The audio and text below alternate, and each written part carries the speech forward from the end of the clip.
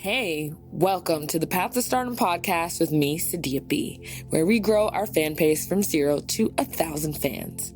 Today, I want to talk about something that is very, very important, but a lot of artists don't particularly pay attention to this, and that's making sure that your marketing message or your branding or whatever you put out is tailored for the platform that you're putting it on.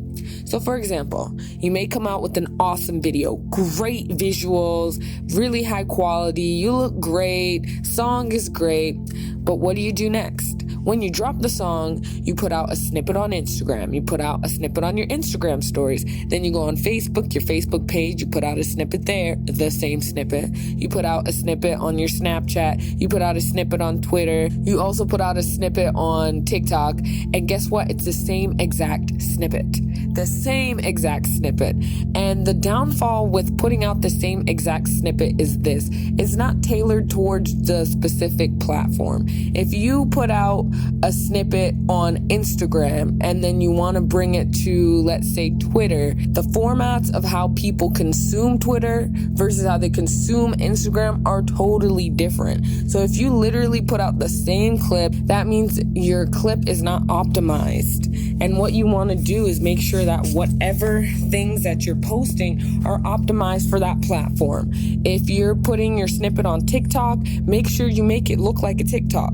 Put some words on it. On every single video that I like to post that's TikTok-y, I have to put a caption because that's what people respond to. Half the time, sometimes people are just watching TikTok on silence and they're just reading. So you have to make sure that your caption or whatever you put on the video is captivating so people will actually click the video or put their volume up to see what you're talking about. Same thing with Instagram. Yeah, on your actual feed, the format, as you know, is different from your story. Make sure that your story post is interactive in a good way so people click on it. What I've learned to do is really listen to what story means. Everybody knows what a story is, and it has a beginning, middle, and end. So think about that when you make your Instagram stories. Make them in threes. The first one being like about the beginning of your video, meaning like, getting people into the idea, hooking them in. The middle post, the second post being more about the video, and the third post is kind of like an ending, a call to action. What should they do next? So when you post in that series of 3, you actually tell a story. More people are willing to interact with your stuff. I'm optimizing my stuff for the platform, specifically the Instagram stories. On my feed, I want to make sure that my stuff is 15 to 30 seconds max. IGTV videos can be very good, but just because of the content I put out, 15 to 30 seconds is enough. Same thing with Twitter. If you're going to put out your stuff on Twitter, make sure that your clip is optimized for Twitter.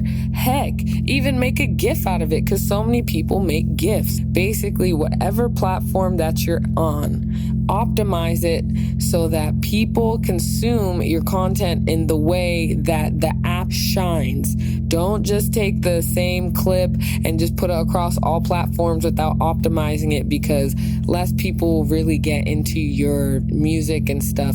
And always remember, start off with your marketing message of how your music helps people. Give energy out and you'll get energy back in return. So that's my tip of the day. This is Sadia B with the Path to Stardom podcast, and your Chinese word of the day is 内容. 内容, which means content. Because I'm giving you a lot of 内容 right now, a lot of content. Anyways, thanks for listening and catch you tomorrow.